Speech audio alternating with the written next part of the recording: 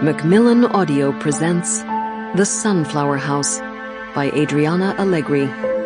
Read for you by Barrie Kreinik, Saskia Maarleveld, and Dallin Bradford.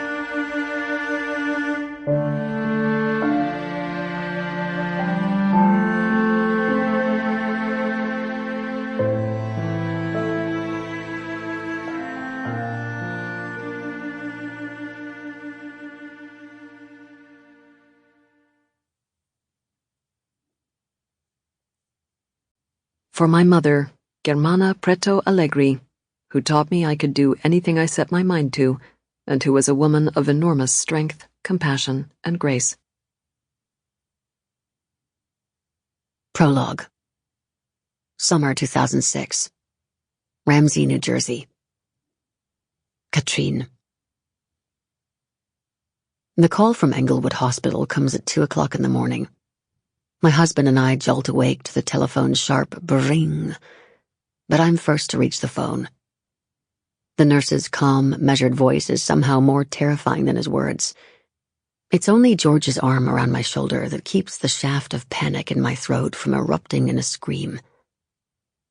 My 86-year-old mother is in the ER, with a sprained wrist, contusions, and a bump to the head. "Your mom was lucky. Given her age, the injuries are minor," the nurse says.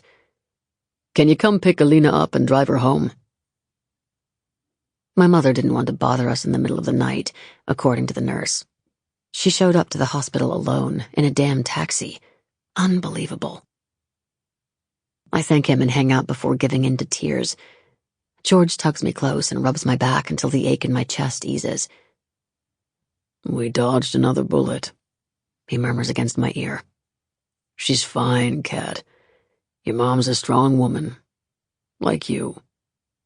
"I know," I whisper. "Let me come with you." There's no sense in having us both at the hospital, so I tell George to stay here.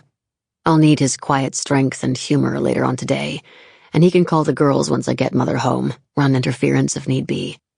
Maggie and Bryn may be grown with families of their own, but they're fiercely protective of their gran. My sweet husband brews me a cup of tea while I dress. He hands me the mug with my morning blood pressure meds. "It's early, but take 'em now," George says. "Pressure's probably going through the roof." He sighs hard as I pace the kitchen, then gives me a look I've seen many times.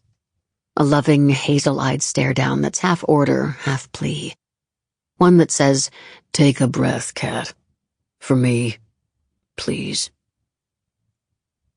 After 40 years, George knows every dark corner of my control-freak heart. I find comfort in his gravelly baritone and the warmth of his fingers as they cover mine. The man doesn't let me leave the house until my hands are steady.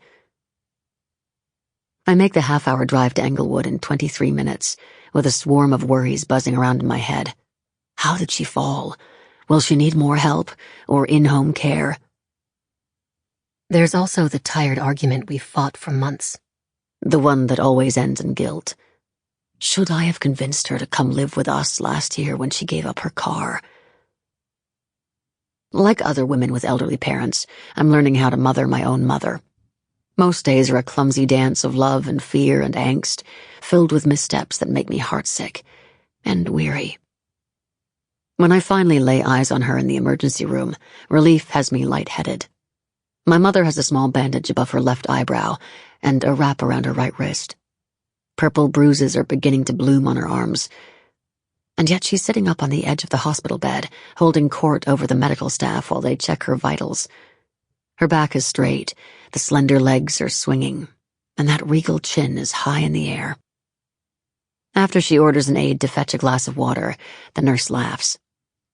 She's a force of nature, an 86-year-old hurricane of a woman. Laughing through tears, I push past the gap in the curtain around her hospital bed. Her eyebrows lift in mild surprise, as if I've turned up late for our weekly lunch date. "Ah, there you are, Katchen," she says in her commanding German accent, using a pet name I haven't heard in decades. More tears, but I blink them back and take... Sample complete. Ready to continue?